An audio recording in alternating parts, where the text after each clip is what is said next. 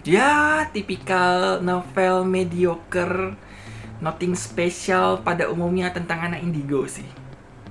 Cuman secara tulisan udah bagus, rata-rata gitu. Ya. Desain dengan tema cheerful minimalis. Kok subscriber gue berkurang? Sangat tidak terduga. Nya tipis-tipis, kur aja 27 koleksi pribadi. Tet tet tet. Halo Poklavas, balik lagi bersama gue Rio. Nah, di video kali ini gue bakal bahas novel ini, Peka, yang ditulis oleh Ratna Pratiwi atau Indi Ratna Pratiwi. Ini masih dalam satu circle-nya Jurnarisa. Kalau nggak salah keponakan atau sepupu gitu lah, gue lupa. Diterbitin oleh Bukune ya. Desain sampulnya kayak gini. Udah muncul juga di video intip yang bisa kalian nonton di channel gue. Gue gak bakal bahas lagi kalau udah muncul di sana, kecuali memang gue puji itu bagus, jadi ilustrasinya bagus dan sebagainya, jadi ya udah kalian bisa lihat sendiri. Nah, Peka ini adalah novel horor tentang si penulisnya sendiri, semacam autobiografi gitulah, kisah hidupnya yang mengalami pengalaman horor sebagai indigo, sebagai seorang indigo yang bisa melihat setan dan diganggu setan gitulah. Jadi ini kayak ada kumpulan cerita gitulah, beberapa cerita dari masa-masa dia sekolah, setelah sekolah, dan akhirnya kayak bersama Teh Risa Saraswati gitu mengelola YouTube yang melakukan ekspedisi-ekspedisi horor. Jadi mereka ya berinteraksi dengan makhluk-makhluk supranatural. Kurang lebih ceritanya kayak gitu. Jadi kayak kisah-kisah, kayaknya di YouTube juga deh, kisah-kisah horor mereka gitulah, kayak ketemu setan ini, setannya mengganggu, terus kayak kisah di baliknya apa, kisah si setannya, latar cerita atau latar belakang sosok setan tersebut dan sebagainya. Dan ada bagian-bagian yang cukup mencekam juga, di mana kayak si karakter ini diteror oleh si setan, diikutin atau ketempelan gitu. Sementara si karakter ini nggak bisa apa-apa, dia cuma bisa punya kemampuan untuk melihat sosok supranatural. Dia nggak bisa untuk melakukan hal-hal yang lebih dari itu, belum bisa atau nggak bisa gitulah. Jadi nggak bisa diusir, dia nggak tahu caranya, atau dia nggak bisa menolak atau melindungi diri. Jadi dia masih dalam tahap belajar gitulah, kemampuannya masih baru-baru gitu. Dan katanya ceritanya adalah kemampuan turun temurun di keluarga mereka gitu. Jadi ya kurang lebih tipikal cerita indigo gitulah.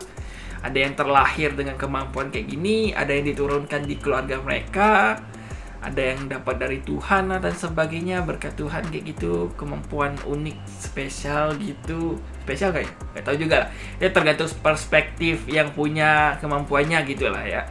Nah, secara narasinya oke, penokohannya oke, karakternya diceritakan dengan baik, dari kayak si karakter ini siapa, tinggal di mana, keluarganya siapa aja, hubungan mereka seperti apa, itu dijelaskan dengan baik. Ya, terus narasinya juga bagus, penggambaran ekspresi dan perasaannya juga bagus banget, malah sangat detail, jadi gue bisa tahu gitu perasaannya gimana. Terus konflik dan ceritanya nggak ada yang unik, nggak ada spesial sih, lebih ke kayak pengalaman horor aja. Jadi ya kalian paham lah dengan ini nih ceritanya. Jadi mudah dipahami jadinya, kayak dia ketemu setan karena dia bisa melihat setan. Terus kadang setannya minta bantuan, tapi kadang setannya iseng kayak gitu cita-citanya, atau setannya jahat.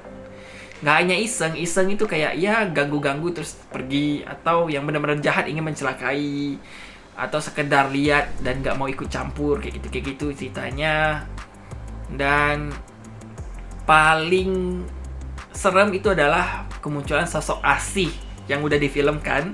Jadi kayak Asih ini digambarkan sosok setan perempuan yang mati dan kayak belum rela karena dia mati dan meninggalkan seorang bayi. Bukan meninggalkan, kayaknya bayinya ikut meninggal juga lah. Jadi dia kayak belum rela, punya kemelekatan terhadap dunia, dia pengen punya anak dan sebagainya kayak gitu. Dan setannya selalu ngikutin, muncul dengan cara yang mencekam gitulah, melalui mimpi, tiba-tiba diteror gitu sosok Asih ini.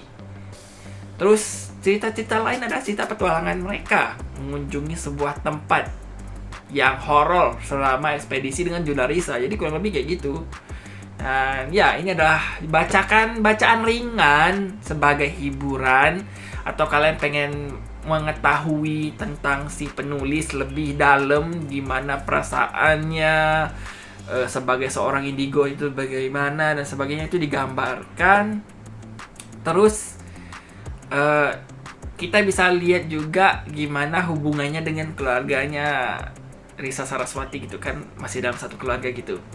Jadi kita bisa tahu lah relasi mereka, tokoh-tokohnya gimana, sifat-sifat mereka.